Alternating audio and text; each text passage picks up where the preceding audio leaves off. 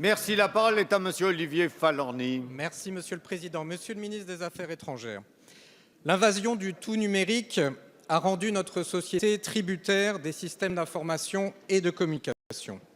Dans ce cadre, l'essor du monde numérique s'est accompagné d'un développement des menaces liées à de nouvelles formes de criminalité.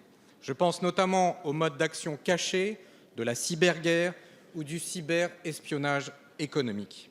Récemment, le renseignement américain a confirmé que des hackers russes sont intervenus dans l'élection américaine pour affaiblir la candidature d'Hillary Clinton. La France n'est pas épargnée par la menace. 24 000 attaques informatiques ont été bloquées en 2016 par les dispositifs de sécurité nationaux. Et à l'approche de l'élection présidentielle, des piratages informatiques et une cyberdéstabilisation sont déjà à l'œuvre. Ces attaques sont organisées et coordonnées par un groupe structuré qui pirate des milliers de documents et qui les fait publier par Wikileaks. Parallèlement, des informations calomnieuses de sites étrangers, pour la plupart russes, sont massivement relayées sans aucun filtre sur les réseaux sociaux.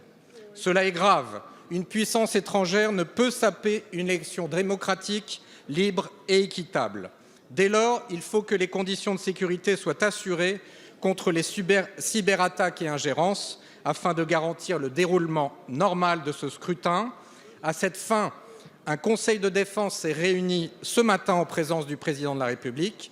Alors, Monsieur le ministre, quelles mesures spécifiques de vigilance et de protection ont été prises face à ces menaces très importantes? Je vous remercie. Merci. La parole est à Monsieur Jean-Marc Ayrault, ministre des Affaires étrangères et du Développement international. Merci, Monsieur le Président. Monsieur le député Olivier Falorni, vous avez parfaitement raison d'évoquer ce point essentiel. Après ce qui s'est passé aux États-Unis, c'est notre responsabilité, en effet, de prendre toutes les mesures pour que l'intégrité de notre processus démocratique soit pleinement respectée. C'est la volonté du gouvernement.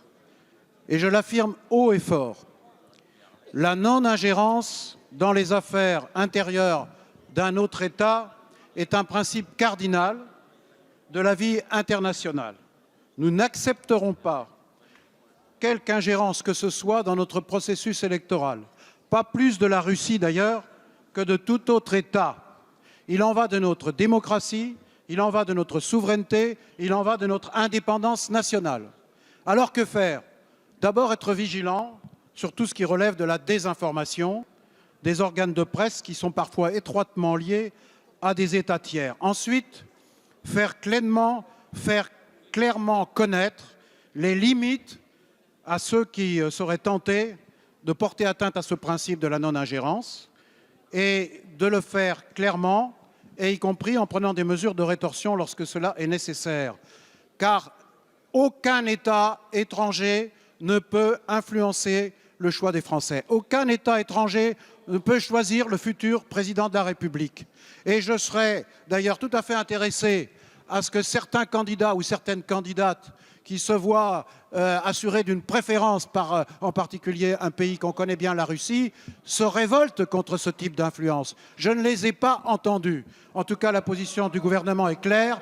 Et concernant le Conseil de défense, nous l'avons évoqué ce matin, mais c'est la semaine prochaine que nous concentrerons une séance exceptionnelle pour renforcer les mesures qui sont déjà prises contre les cyberattaques.